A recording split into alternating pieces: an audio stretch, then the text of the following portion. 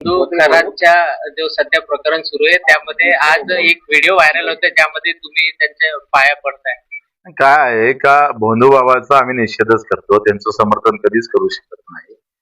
आणि कार्यकर्त्यांना आम्हाला मंदिरात नेलं, महादेवाचं मंदिर होतं, महादेवाच्या मंदिरात ते भोंदू बाबा तिथं होते, त्यांनी माझा सत्कार केला, फेटा बांधला. आणि काय म्हणतात त्याला, आता एक कोणताही वरिष्ठ माणूस आमच्या वयापेक्षा जास्त आहे तर ते आपली संस्कृती आहे, आपण पाया पडतोय, हे झुकून आपण असं फक्त त्याला एक काय म्हणते मान सन्मान म्हणून.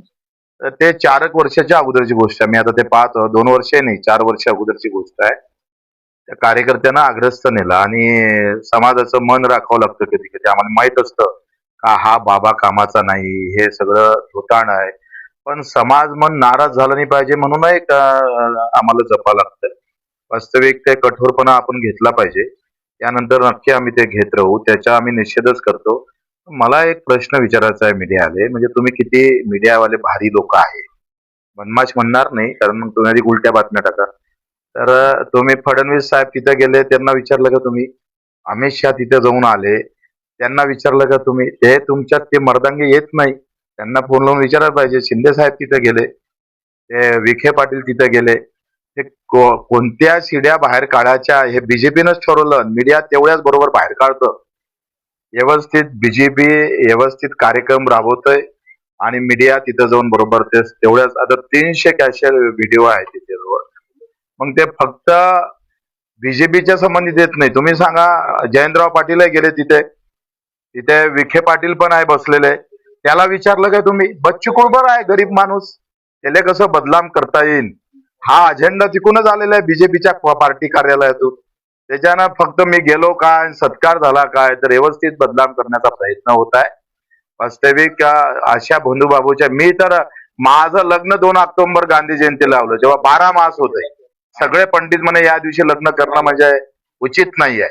आम्ही या प्रवृत्तीतले माणसं आहे, मग किती डाव दाखणार भोंदू बाबाला तुम्ही? रोज सुरू आहे तुमच्या, म्हणजे सकाळपासून 10वा दिवस आहे आता. एवढ्या जर आत्महत्या दाखवल्या असत्या ना मीडियानं, कदाचित त्याच्यावर वाचा फुटला असता. तुम्हाला काहीतरी सांगत होते ते काय माहित मला, काय 4 वर्ष अगोदर काय काल काय भाजी खाल्ली माहित नाही माणसाने, त्याच्या अगोदर तो काय सांगत होता कोणाला माहित आहे. कराडच्या तिथे जेवढी लोक गेले त्या सगळ्यांची मंत्र्यांचे राजीनामे घेतले पाहिजे अशी मागणी होत आहे. संतांचा महाराष्ट्र कुठेतरी बुवाबाजीच्या मागे जात आहे. अरे राजा, तो बुवाबाजी आता माहित पडला ढोंगी आहे म्हणून, अगोदर थोडा माहित होता. आसाराम बापूच्या भेटीला मोदीजी पण गेले ना, ते तर तो एक तर बीजेपीचे 4 मोठे नेते नाचताना आहे बा आसाराम बापू सोबत. आता ते पंतप्रधान आहे, त्याचा राजीनामा पहिले नाही घ्यायला का? ते झाकून ठेवायचं आणि हा राजीनामा घ्यायचा आहे. हा त्याच्यात प्रत्यक्ष सहभागी असत, कोणासोबत कोणाचा फोटो निघतं, कोणी जातं दर्शनाला, म्हणून त्याला तुम्ही आरोपीच्या पिंजऱ्यात टाकत, चुकीचं आहे ना ते.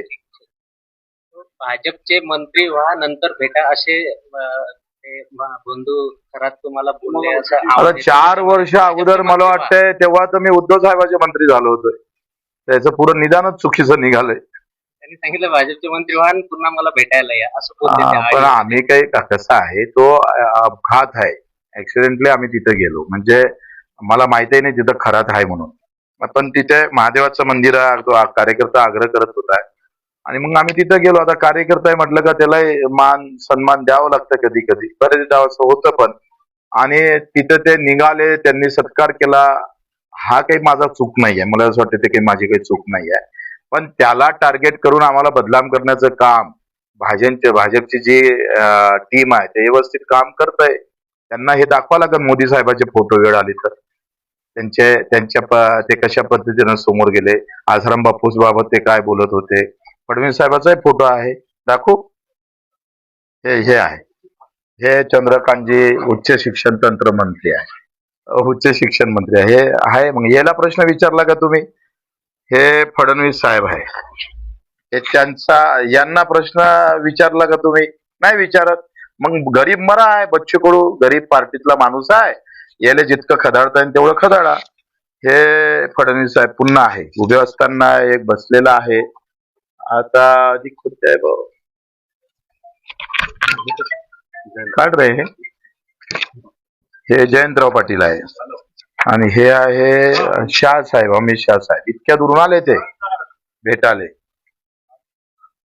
आणि चंद्रकांत पाटील आहे. हे धनंजय मुंडे साहेब आहे आणि हे पुन्हा नार्वेकर आहे, मिलिंद नार्वेकर.